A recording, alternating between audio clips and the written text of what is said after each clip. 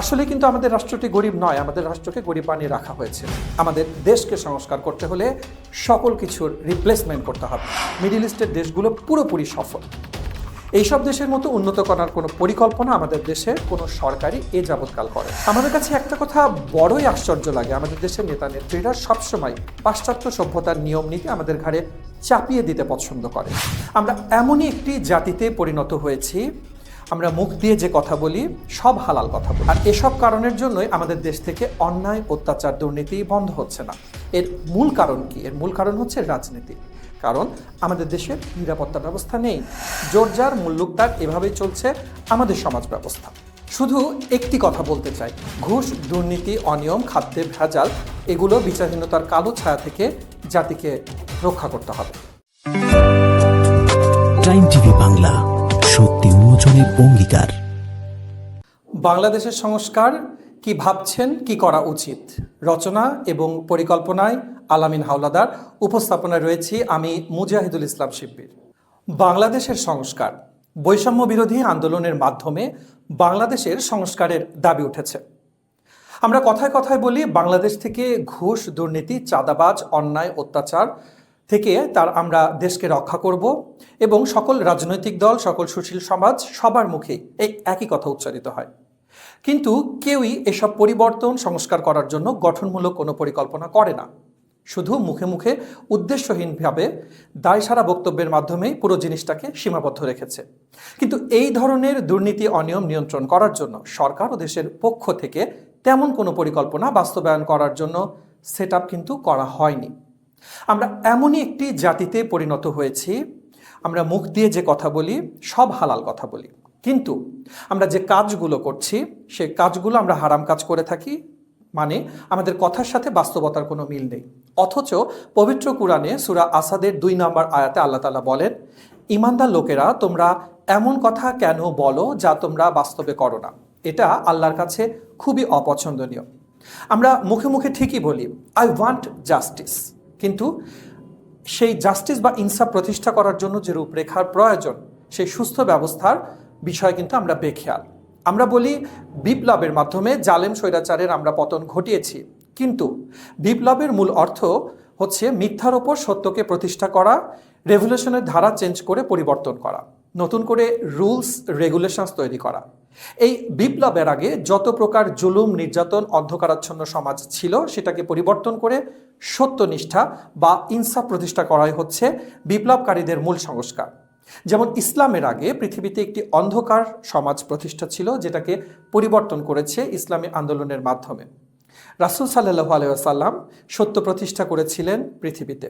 আল্লাহ এ বিষয়টি কোরআনের আয়াতে নাজিল করে বলেন, সূরা ইব্রাহিমের 1 নম্বর আয়াত, আমি এই কিতাবকে এই জন্য পৃথিবীতে প্রেরণ করেছি যাতে করে পৃথিবীর সকল মানুষ সকল প্রকার জুলুম থেকে, সত্য, ন্যায়, ইনসাফ থেকে আলোর দিকে আসতে পারে।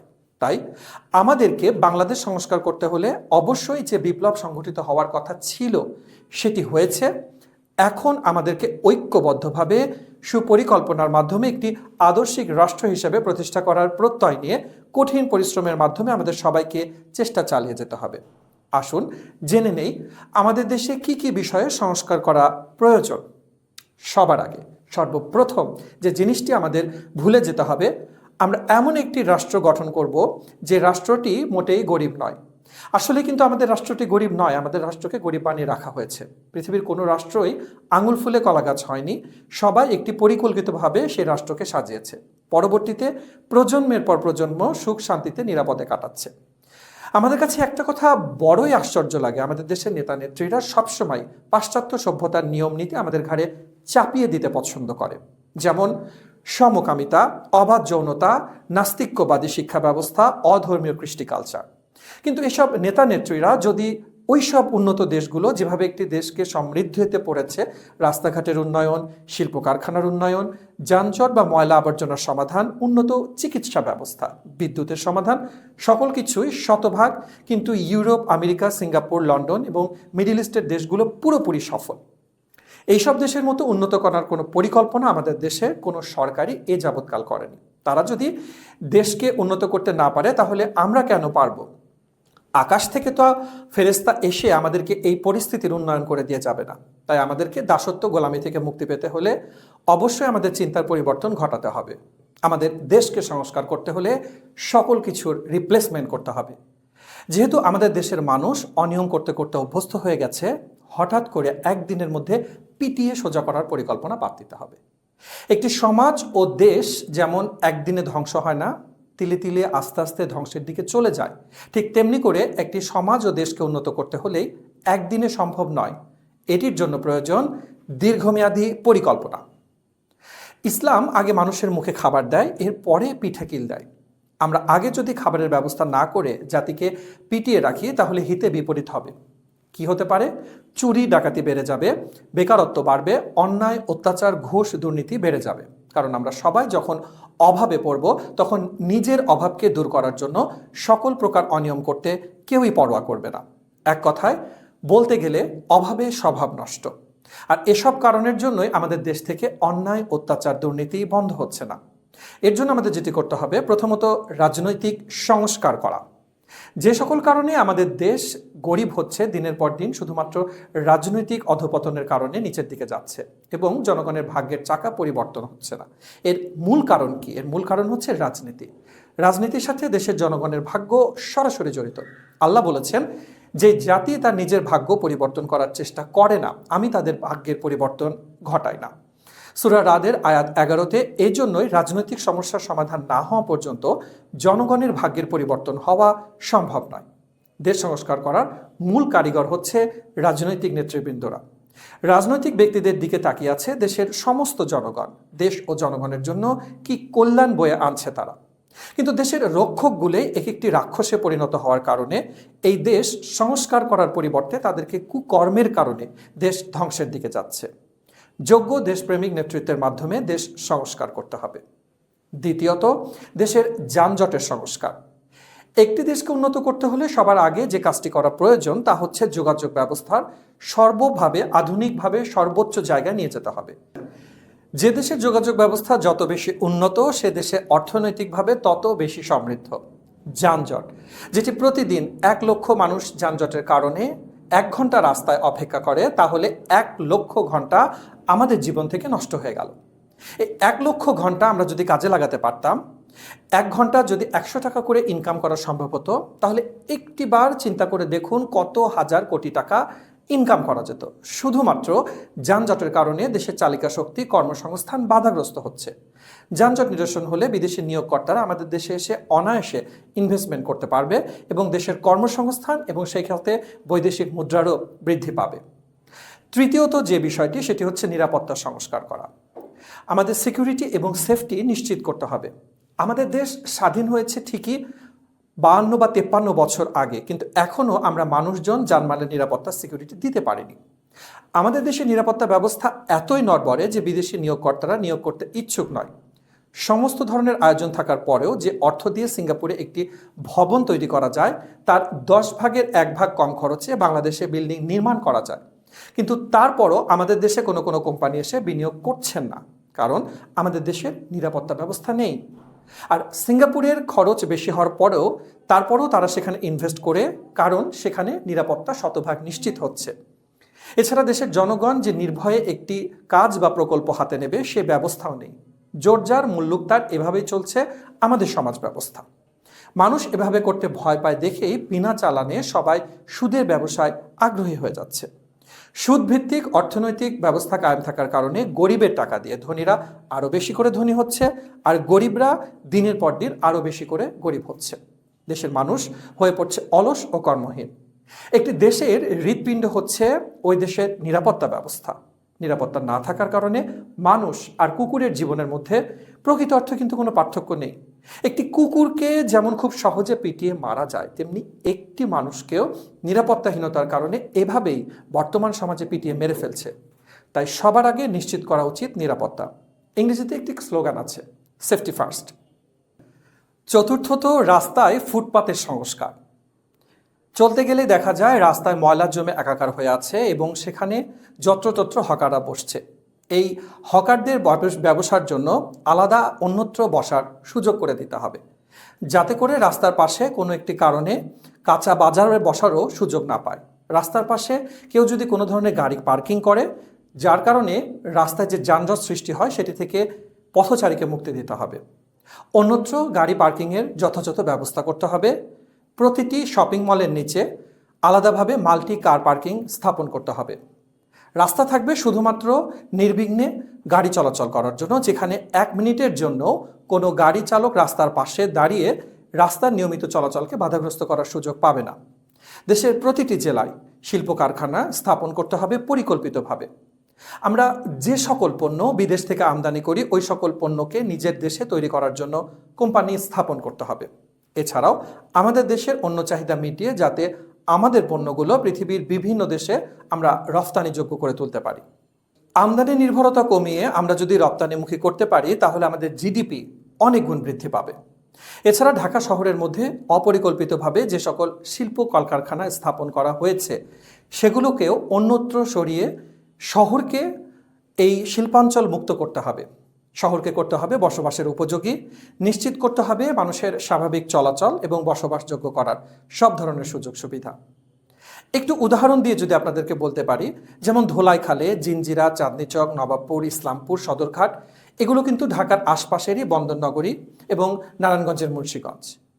এই শহরের আশপাশে রয়েছে বিভিন্ন শিল্পনগরী। এখন যে যেভাবে পারছে হযবরলভাবে ছোট ছোট ঘরের মাধ্যমে ব্যবসা প্রতিষ্ঠানগুলো পরিচালিত হচ্ছে। এগুলোকে ভেঙে বিজনেস পার্ক তৈরি করলে একটি যেমন বহুতল ভবন তৈরি করা সম্ভব, একই সাথে ভারী কাজ চলার উপযোগী করেও তৈরি করা যায়। যদি একটি 10 তলা ভবন নির্মাণ করা যায় এসব ছোট ব্যবসায়ীদের জন্য, এবং প্রতিটি বিল্ডিংয়ে ওঠার জন্য আলাদা আলাদা র্যামের ব্যবস্থা থাকে, যেই র্যাম দিয়ে প্রতিটি তলায় ভারী ট্রাক বা যানবাহনগুলো চলাচল করতে পারবে। এখন যেভাবে নিরাপত্তা ব্যবস্থাপনার মধ্যে দিয়ে এই সকল ক্ষুদ্র ব্যবসায়ীরা ব্যবসা করে যাচ্ছেন, যে অনিরাপদ পরিবেশে তারা ব্যবসা পরিচালনা করছেন, সেখানে যদি কখনো কোনো ধরনের অগ্নি দুর্ঘটনা ঘটে, দেখা যায় যে আশপাশের সমস্ত দোকানগুলো এক নিমিষে পুড়ে ছারখার হয়ে যাচ্ছে। এই যে নিরাপত্তাহীনতার মধ্যে দিয়ে তারা কাজ করছেন, জীবনের ঝুঁকি নিয়ে তারা কাজ করছেন, এই সমস্যার অবসান ঘটাতে পারে কেবলমাত্র বিজনেস পার্ক সেন্টার তৈরি করা। একটি দেশ সংস্কার করার আগে ওই দেশের জনগণকে আগে সংস্কার করতে হবে।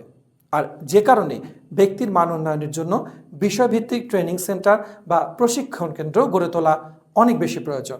যেমন ইলেকট্রিক্যাল ট্রেনিং সেন্টার, এয়ারকন গাড়ি মেরামত ট্রেনিং সেন্টার, ড্রাইভিং লাইসেন্স প্রশিক্ষণ কেন্দ্র, আগুন নিয়ন্ত্রণ করার জন্য প্রশিক্ষণ কেন্দ্র, নির্মাণ প্রকৌশলী ট্রেনিং সেন্টার। এরকম বিভিন্ন বিষয়ের উপরে দক্ষ নাগরিক গড়ে তোলার লক্ষ্যে প্রশিক্ষণ কেন্দ্র স্থাপন করতে হবে। পরবর্তী যে সংস্কার প্রয়োজন সেটি হচ্ছে বিদ্যুৎ সমস্যার সমাধানের সংস্কার। পৃথিবীর অনেক দেশ আছে যেখানে 5 বছরের মধ্যেও একবারও লোডশেডিং হয় না, কিন্তু দেখা যাচ্ছে আমাদের দেশে দিনে 10 থেকে 15 বার পর্যন্ত কোনো কোনো এলাকায় লোডশেডিং হয়ে থাকে। আপনি যদি উন্নত দেশগুলো যেমন সিঙ্গাপুর, লন্ডন, আমেরিকা, অস্ট্রেলিয়াতে আপনি যদি লক্ষ্য করে থাকেন, সেখানে 1 মিনিটের জন্য কিন্তু লোডশেডিং হয় না, কারণ 1 মিনিটের লোডশেডিংয়ে কয়েক মিলিয়ন ডলার লস হওয়ার আশঙ্কা আছে। আমাদের দেশের কলকারখানাগুলো বিদ্যুৎ সমস্যার কারণে দেখা যাচ্ছে যে উৎপাদন কাজ চালাতে ব্যাহত হচ্ছে। যদি 1 ঘন্টা একটি মেইল ইন্ডাস্ট্রি ফ্যাক্টরির কাজ বন্ধ থাকে, কতটুকু সেটার ক্ষতি হতে পারে সেটিকে একবার কখনো চিন্তা করে দেখেছেন? হয়তো আর খুব বেশি দিন বাকি নেই যখন পৃথিবীর শেষ সময়ের দিকে সবাই ধাবিত হচ্ছে। অন্যদিকে আমাদের দেশে খুব কমন সমস্যা যেগুলো, সেগুলোই কিন্তু সমাধান হচ্ছে না। আমাদের মনে বারবার একটি প্রশ্ন আসে, তা হচ্ছে আমাদের দেশের রাজনীতিবিদরা রাজনীতি কিসের জন্য করছেন? দেশকে উন্নত করার জন্য, নাকি দেশের মানুষকে কেবলই মাত্র পিছিয়ে নিয়ে যাওয়ার জন্য?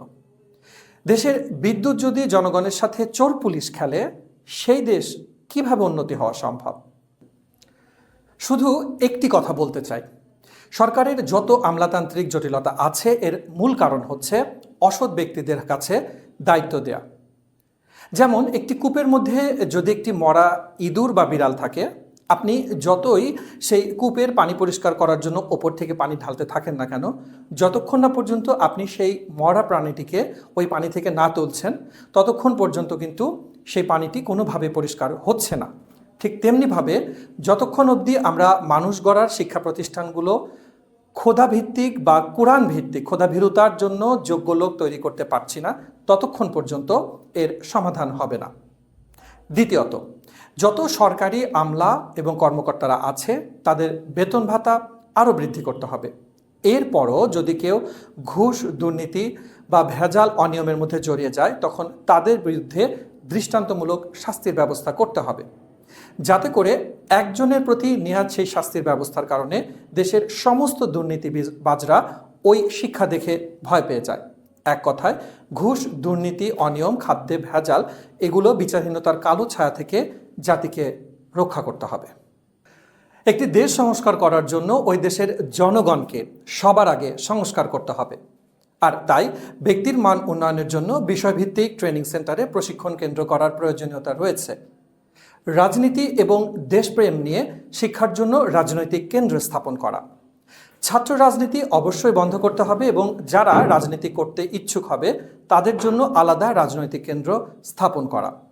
সেখানে কিভাবে রাজনীতি করে দেশের উন্নয়ন ঘটানো যায় সে বিষয়ে আলাদা প্রশিক্ষণ কেন্দ্র ব্যবস্থা করা। ঘুষ, দুর্নীতি বন্ধ করার জন্য প্রশিক্ষণ কেন্দ্র প্রদান করা। সরকারি কর্মকর্তাদের সম্পদ রক্ষণাবেক্ষণ করার জন্য একটি পর্যবেক্ষণ টিম অথবা মন্ত্রণালয় স্থাপন করা।